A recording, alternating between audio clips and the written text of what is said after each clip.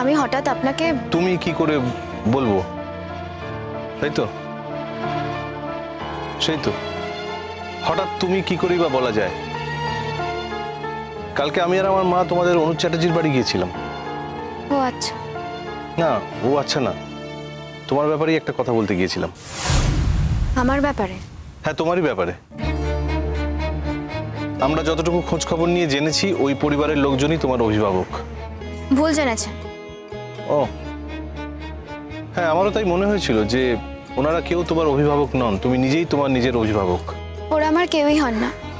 হ্যাঁ, ও বাড়িতে জেঠুমনি আছেন যিনি আমাকে খুব ভালোবাসেন, আমিও ওনাকে খুব ভালোবাসি। আমি জেঠুমনিকে বাবুজির মতো দেখি, তাই তার সব কথা শুনে চলি। তাহলে তো আমি খুব একটা ভুল করিনি ওই বাড়িতে গিয়ে, আমি ঠিক জায়গাতেই গিয়েছিলাম। না না, আমি বুঝতে পারছি না আপনি আমার ব্যাপারে ঠিক কি কথা। না না, বুঝতে পারার কিছু নেই তো, বুঝতে পারারই তো কথা। আমি তো আগের দিন খানিকটা আভাস তোমায় দিয়েছিলাম। আপনি এই কথাটা নিয়ে ও বাড়িতে চলে গেলেন কেন? কেন, অসুবিধা কি? আমি তো তোমার সঙ্গে ফুর্তি করব বলে বা হঠাৎ হঠাৎ রাস্তাঘাটে দেখা করব বলে পারমিশন নিতে যাইনি। আমি তোমাকে বিয়ে করার পারমিশন নিতে গেছিলাম। মানে? মানে আবার কি? এটাই আমার তরফ থেকে বেস্ট সম্মান যেটা আমি তোমাকে দিতে পারি, সেই জন্যই ওই বাড়ি গিয়েছিলাম। আমি আপনাকে কিছু জানালাম না, আমি জানালাম না আমার মত আছে কি নেই, আমার থেকে কিছুই জানলেন না, আপনি হঠাৎ করে ও বাড়িতে বলতে চলে গেলেন। গুড্ডি, তোমার নিশ্চয়ই মনে থাকবে আগের দিন আমি তোমাকেই জিজ্ঞেস করেছিলাম যে তুমি আমার সঙ্গে থাকতে পারবে কিনা, আর যদি থাকতে না পারো I don't have any problem. হবে না, জীবনে সবকিছু হয় নাকি? এর আগেও তো আমার জীবনে কত কিছুই হয়নি। আমার বাবাও তো আমাদের ছেড়ে চলে গেছেন, আজ অব্দি কখনো দেখিনি তাকে। দেখলে হয়তো চিনতেও পারবো না। শুনেছি উনি আলাদা সংসার ধর্ম করছেন। কি দোষ ছিল আমার মায়ের? আমার মায়ের তো কোনো দোষ ছিল না, আমারও কোনো দোষ ছিল না। তাহলে উনি জন্মটা আমায় কেন দিলেন? তা যাই হোক, তার প্রতি আমার অনেক অভিযোগ আছে ঠিকই, কিন্তু উনি নেই তার জন্য তো আমি মরে যাইনি। আপনার বাবা? ছাড়ো না, ওইসব ব্যক্তিগত ব্যাপারে আমি কথা বলতেই চাই না। আমার মা আমাকে খুবই কষ্ট করে বড় করেছেন। মা চাকরি করতেন আর সেইভাবেই আমরা দুজনে খেয়ে পড়ে বেঁচেছি।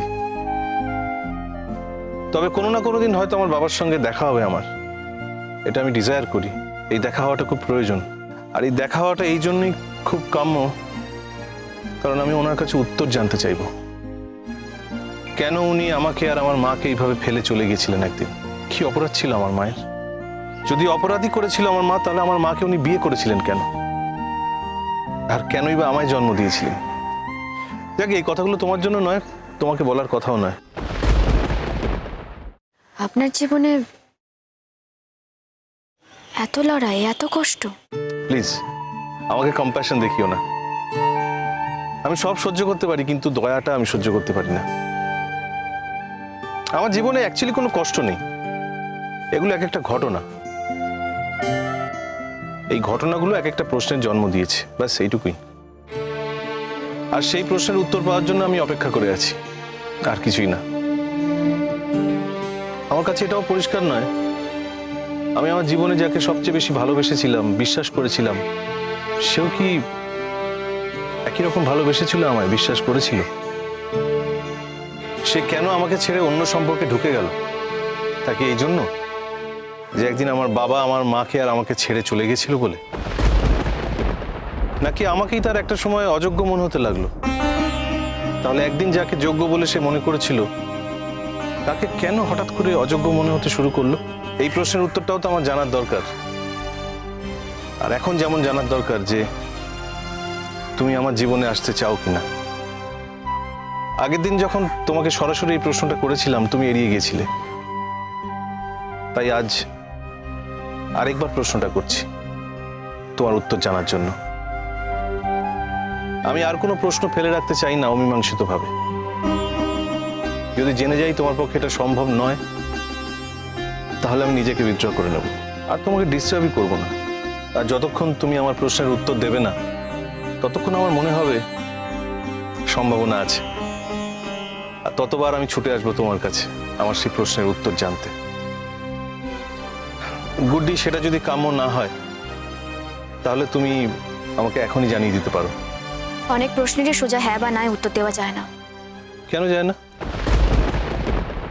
তুমি যদি আমাকে ভালোই না বাসো, তোমার যদি আমার সম্পর্কে দুর্বলতাই তৈরি না হয়, তাহলে তুমি আমায় বলতেই পারো যে আপনি অদ্ভুত কথা বলছেন, I don't want to live with you, আমার জীবনে অন্য প্ল্যান আছে। শুনুন, আমি বিবাহিত। এই বাজে গল্পগুলো আমাকে দিয়ে কোনো লাভ নেই।